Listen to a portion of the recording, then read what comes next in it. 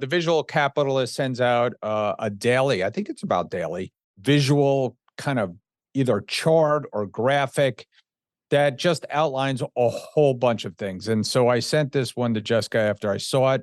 And it was the reasons why people start a business, the top reason in each state. In today's economy, more people than ever are looking to buy and sell businesses. But how do you do it? Welcome to the Deal Board, presented by Transworld Business Advisors. Straight talk about real deals and real people. Listen to stories, interviews, and expert advice to help your business sale, merger, or acquisition process. Now, here are your business exit experts, Andy and Jessica. And welcome back, everybody, to a very interesting Deal Board podcast. I get a lot of newsletters on my email, and there's one that I really like called the visualcapitalist.com. Maybe it's just because I like pictures, Jessica. You're a visual learner. It's okay. Most of us are.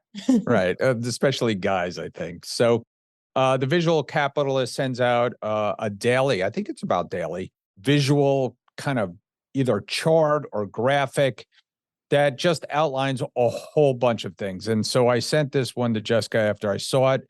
And it was the reasons why people start a business, the top reason in each state.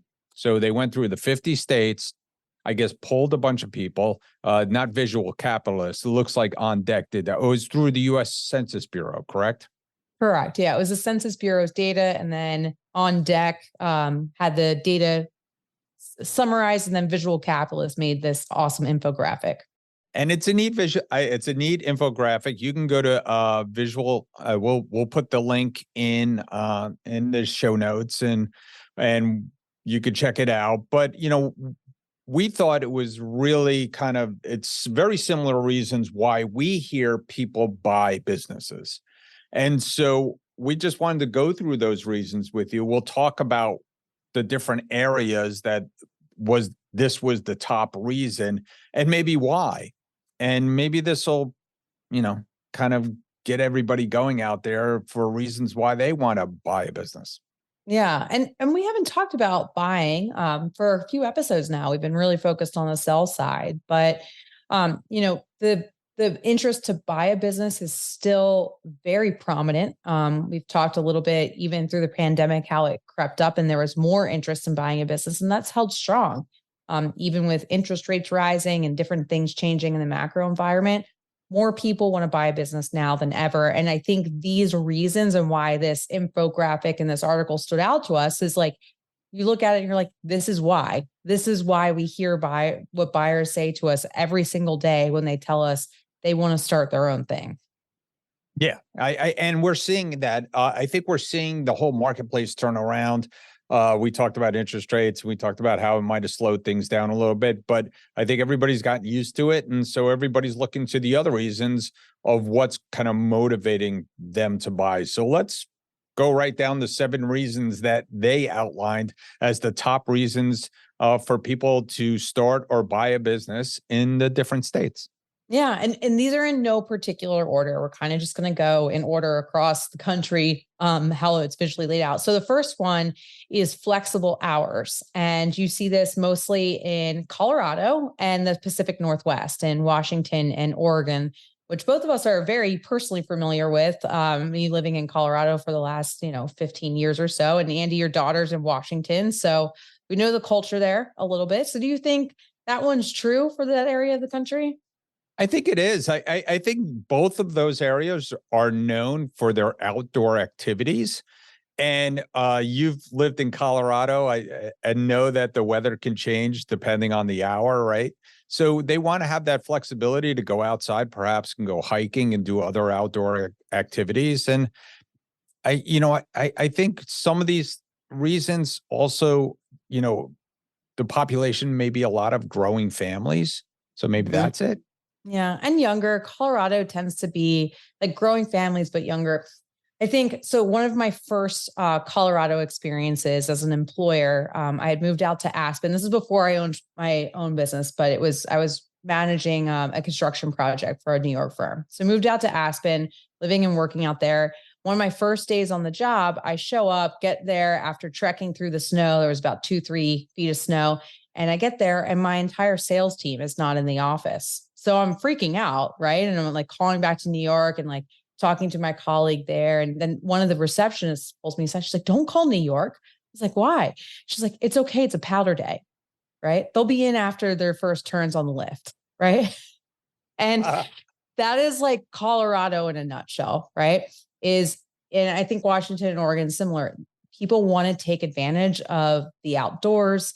They want to live their lives. And I think because you've got the younger demographic that is so active and so outdoorsy, they work just as hard, right? But that flexible hours thing is super key. They want to work where it fits into their lifestyle, not let work determine their lifestyle, if that makes sense. It's very interesting, and I completely goes against how I grew up. Or I mean, imagine me being exported from New York to Aspen, and that's like my first day of work, right? I'm like mind blown. but I think that, yeah, I'm with you. I guess, certainly people, and I know some of those people. In fact, my nephew who lives out in Colorado now, I think he lives this. I mean, they work in the music industry, and they do, they have flexible hours. And I think that's what appeals to a lot of young people these days. And I think it's going to happen more and more. So, hey, buy a business, start a business, you might have flexible hours. I always tell people you could work whatever 24 hours a day you want to work. So it's always flexible. Exactly. And that all being said, like there is some very successful entrepreneurs in all three of those states. And you can design a lifestyle that works for you when you own your own business. So I think it's a great reason to buy a business. Right. Well, the next reason is probably the biggest reason why I started or bought businesses, because I wanted greater income. And of course, I mean, a lot of people feel like they're pigeonholed in their job. They feel like perhaps they didn't get the education that immediately got them into a higher paying job. Perhaps they don't have the resources to go and get that education. So they think that taking the path of owning their own businesses, that they have no upper end limits on their income. And I think a lot of people buy businesses for that reason. Yeah. And this one is probably the greatest represented reason on the map. I mean, you see it as the number one reason in Nevada, Arizona, Texas, Kansas, Nebraska, Iowa, Illinois, North Dakota, Minnesota, Jersey, New Hampshire. So it's really Florida, Alabama. It's really all across the US and in a lot of different regions of the country. Yeah, it's pretty interesting that it kind of settles in like all of a sudden, like New Jersey out of nowhere. That's kind of like it. And then certainly Florida and Alabama. And, you're kind of looking at it, and it doesn't kind of coincide with some of the big metropolitan areas. Like and maybe Jersey does with New York, but, Chicago, that's not the reason. California, that's not the reason. Florida, I always used to say in Florida that there's really no super high paying jobs in Florida. You couldn't move to Florida. And I always used to tell people, hey, you can't move to Florida and expect $100,000 salary unless you're in sales or unless you work for, in the medical field. Other than that, there was no real industry, like huge industry that's paying a lot, like California, like the Pacific Northwest with tech and, things like that. So I think it's kind of that's the reason. I mean, I guess it's in Chicago. I'm sorry, it is in Illinois, but I don't know. Yeah, well, you just see most of the Midwest has this as the reason too, right? Which would indicate that as there's no huge metropolitan areas, huge big tech industries or things like that. It might just go to the ingenuity that you see in some of these states and the desire for that uncapped earnings too. It is interesting. It doesn't like coincide either with any of the states. I mean, this is 2020 data, I think. Yeah. So I was going to say, it looks like a big breadbasket thing, right? Yeah, it does.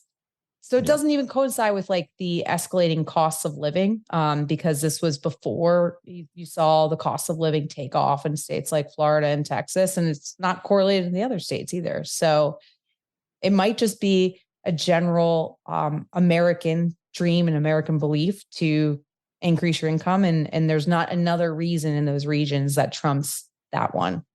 It's a Midwest sensibility thing along with Texas, Florida, kind of like Arizona, people who are looking to make it big. So good for them. And Nevada, Yeah, well, Vegas, always. But I mean, rolling the dice. it's so true. Like owning your own business, does it always give you greater income? No. But does it have the potential to give you more income than any job? Yes, because it's uncapped. You really control your own future and destiny. We've talked about that a lot, Andy. It's really probably the number one reason I went into business for myself too.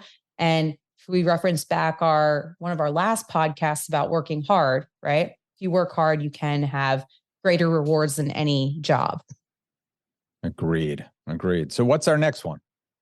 So the next one is balance work and family. So kind of back to the flexible hours, but more pulling in this family lifestyle and making sure that you have some balance in your life to spend time with kids and family, whatever that means for you. This is also another one that's spread a little bit all across the country, right? Yeah, it's weird though. There seems to be pockets, right? So there's this pocket of Utah, Idaho, and Montana. So you're thinking like not very populated areas, very rural, but again, maybe a big sense of family there. Same thing, Oklahoma and Arkansas, two very kind of vast open land kind of places. And then North Carolina and South Carolina, which is not really open land kind of area, but interestingly there, maybe there's a lot more folks that are very family oriented in those areas. Maybe there's a bunch of young families working there. Maybe there's bigger families there. Utah, you think of people who historically have huge families, or even in Oklahoma and Arkansas, like these big families there. Yeah. Maybe that's. Well, and it is a top reason we hear for people to buy businesses a lot, right? I hear a lot of people that are interested in buying businesses, and you ask them why, and they say, I want to be at my kids' soccer games. I want to be able to go on vacation with my family and not have to worry about PTO or leaving early and things like that. It's definitely one of the top reasons we hear on why people want to buy businesses as well. Okay. It's a good one. I mean, it's interesting for sure. And it's interesting that it had those little pockets.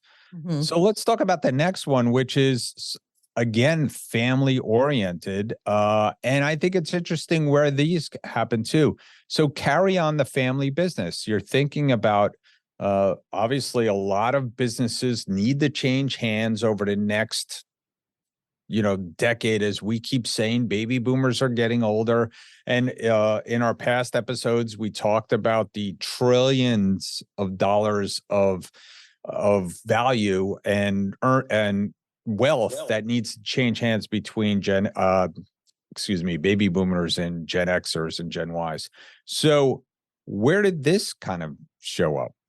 So again, a little bit all over. It's a little bit Midwest focused with Wisconsin, Indiana, West Virginia, Ohio, Pennsylvania. But then you've got Maine, Louisiana, Alaska. Can't forget about Alaska. So a little bit all over, but you do have that pocket of Midwest again that you're seeing. And you do see some older businesses in that area, some multi-generational businesses, especially with more of like the manufacturing type ends of the industries. So that makes sense.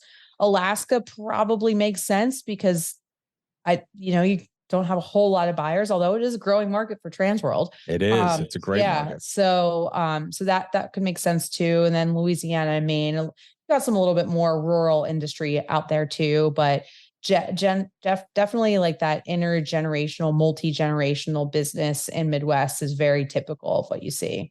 Yeah, you're seeing that Rust Belt, right? The steel jobs, the, maybe a lot of, like you said, small manufacturers, kind of even oil businesses in Pennsylvania and like, Eastern Ohio.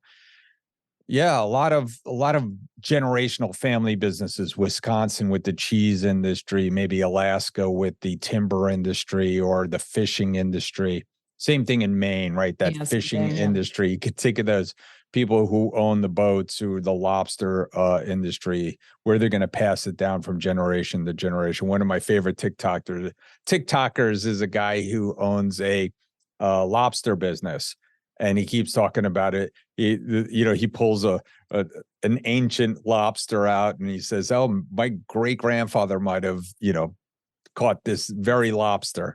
And that shows you that that business has been in his family for over 4 generations. So Yeah. So it is interesting that it's on as a reason that people start or buy businesses, right? Because a lot of these plans sometimes are put in place when, the next generation is born, that you're going to take over this business. But it's good that, because we've talked in previous episodes that intergenerational transfer is dwindling and the next generation doesn't want to take over. But a graphic like this and some data like this just shows you that there are still a large contingent of people that are keeping on the tradition of family businesses. right. So what's the next one? The next one is it's the best avenue for ideas. So I take that as innovation, right? So you want to start a business for innovation. And go ahead. I know one of these states I think is very stereotypical, but where's this one popping up? Well, it's popping up in Virginia and of course in New England, which is very interesting. But you think about it, and of course California, right? So you have California and you have New England. You have that whole kind of like Harvard, kind of like very top schools, Ivy League schools that are generating ideas. Lots of medical stuff going on in that area, as we know. And then of course California with Silicon Valley, things like that. But you're seeing some other areas like Georgia, which also has a pretty big college in technology and research, and New Mexico. Why New Mexico? Yeah, so New Mexico is really interesting. There's some great universities and things like that, but there's not big universities. The one thing I can think of is there's not, going back to our conversation about opportunity, and there's not a lot of great innovation and opportunity in New Mexico right now. And maybe that's showing, but there is a lot of influx of people leaving different states like California and even Colorado, moving to New Mexico. So maybe those innovations, those ideas are something we'll see New Mexico known for in the coming years. Maybe this is a leading indication for us.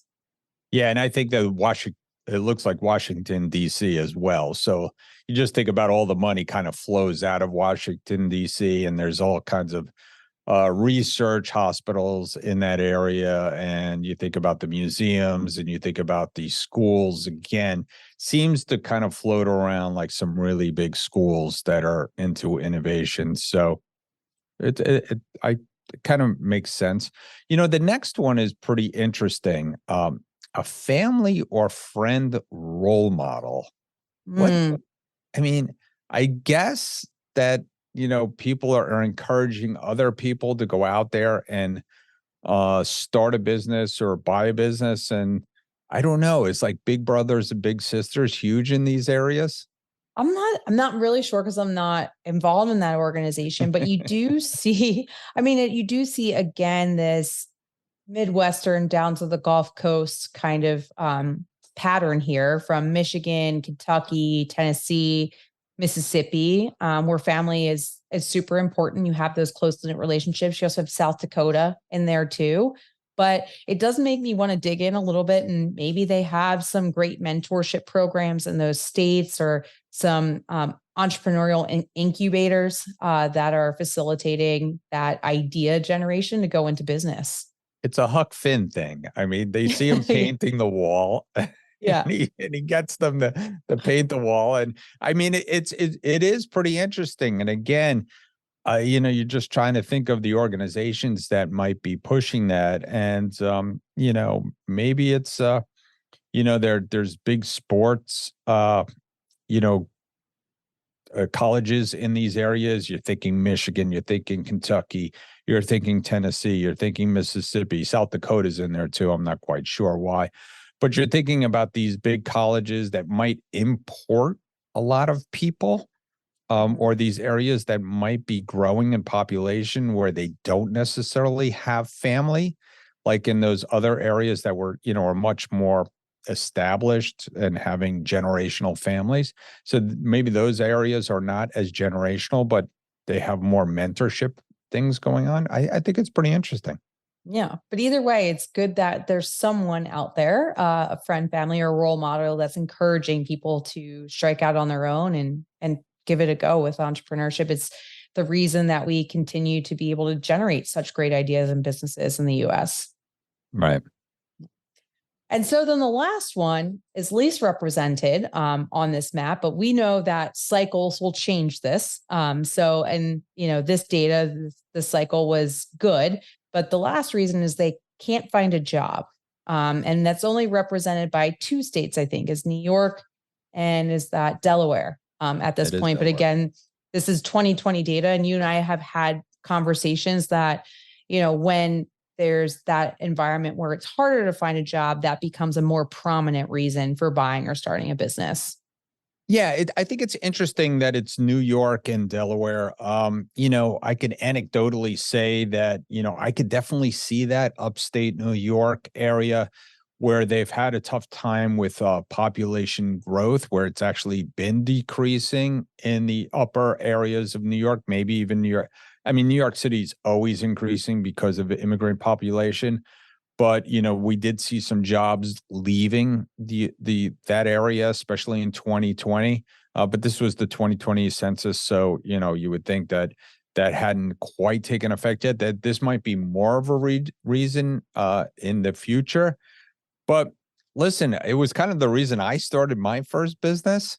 I couldn't necessarily find a job. I got out of college and it was a tough, like you said, job market at the time. So it was, do I continue to wait tables or do I try my hand at, starting a business? So I started a small business. I was selling cell phones. And I think that could be more of a reason, certainly in the future, that people won't be able to find jobs. I mean, think of automation and AI. We might have this a lot. And I think franchising could be a big part of this. Yeah. Yeah, I totally agree. And I mean, franchising usually is a good lead where we see a lot of franchise sales during a specific economic period. And you can see that it's filling the gap for some of these jobs and really bridging that road to entrepreneurship from people who aren't maybe quite confident enough to go and start their own thing. I started my own business in 2009 was my first business. So we all know why that was 2009 was pretty self-explanatory. Right. But it is, I think it's always one of the top reasons, right? It might not be they can't find a job, right? It's they can't find the job, and we pull this all together that supports their work and family lifestyle. They can't find a job that gives them the great income opportunity. They can't find a job where they feel like they can generate great ideas and innovation. They can't find a job that gives them the flexible hours. It's kind of all encompassing. And I think that's why a lot of people end up becoming entrepreneurs or buying a business, is because they find that it's just not quite a fit for them to continue to work for someone else. And their only answer is to work for themselves. Yeah, I agree with you that this is a great list of things, that the reasons why I went into my own business, the reason why you went into your own business, the reasons we hear every day at Transworld, why people want to start their own business or go into business or buy a business. They're just basically frustrated with one of these items. And it could be any one of these items, but I guess in some of the different states, people answered that question more often than not than one of these things. But kind of all these things kind of lined up is a perfect reason for you to go out there and buy a business. Yeah. So if you're sitting here and you're thinking, okay, that's me, that's me, that's me. We don't talk about this every episode, but Transworld is here to help you buy a business and guide you along your journey. You can reach out to any of our agents across the country. And we really hope you found this episode valuable. We wouldn't be doing our jobs if we also didn't have a few listings of the week and deals of the week to sink your teeth into. So we got that coming up as well. Yeah. So listen to those deals of the week, get some ideas, listening to that listing of the week, and go out and buy it. So it's a great time. Still a great time to buy business. So let's get out there and do it. Let's do it. Transworld Business Advisors is the world's largest business brokerage and mergers and acquisitions firm with over 500 brokers in nearly 200 offices worldwide. Transworld's team handles thousands of business sales every year. To be connected with a qualified business broker or learn more about the buying and selling process, visit tworld.com/the deal board or call 888-719-9098. Hey, Andy, do you know what time it is? It's time for our deal of the week. Deal of the week. Sold. Hey, welcome back, everybody. It is Deal of the Week, and we have Jason Blair from Transworld Business Advisors of Portland. And Jason just closed one this morning. Yeah, I closed an event center. It's a small event center that does weddings, other private events. It was a pretty fast deal. Nice. We listed it. I think when did we list it? It was in April of this year, and just closed it today. So basically, they wanted to go through with due diligence, and then at the end of due diligence, wanted to close right away. So There you go. a lot of moving and shaking to get it done, but It was we a did it. strategic buyer, right? Yeah, strategic buyer. They owned a little tea shop, and they wanted to make sure that they had a lot of inquiries about events and weddings, and so they just wanted to have another facility that they could transfer it over to. So Sounds like a great deal. Good deals Yeah. for good people, right? yeah, good deals for good people. All right. How much did it sell for again? Ended up selling for $140. Nice. Nice small business. There's a lot of work in progress that we had to kind of work through, but yeah, it's a great little small business, and it's been around for 10 years. So I think the new buyers are going to be really excited about it and make it even more profitable. So Excellent. Jason, what's the best way to get in touch with you? Jay Blair, that's JBLAIR at tworld.com, or direct 763-269-1979. Excellent. Thanks for coming in. Thanks. Hey, Jessica, you know what time it is? Money time? Almost. It's time for listing of the week. All right, we're back. We're talking listings, and it is listing of the week. And we have Michael here from Transworld Business Advisors of Portland. Michael, tell us about your business. Oh, it's a doggy pet wash.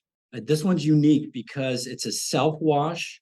So this couple has been doing this business for about 20 years. Wow. And they've got really great facilities. They've separated the washing from the grooming area, and they've got 6 stations for each. And so there's never a wait. So customers can drop in, and it's a quaint part of town. There's plenty of parking. They've done really, really well, and they're just ready to retire. So I've gotten so many calls in this listing, and there's a ton of interest. People love pets, and I'm not sure what I'm going to do when I sell this, because I've got a ton of leads. I'm going to have to find another pet business. We're going to have to find another pet business like we were talking earlier, maybe a Yeah. franchise. Yeah, So there we go. what's the best way to get in touch with you? If you have a pet business, you want to sell it, you got to call Michael. He's got some buyers. Oh yeah, Whitesel at tworld.com, direct 503-522-5708. Call me anytime. Excellent. Great job. Yeah, thank you.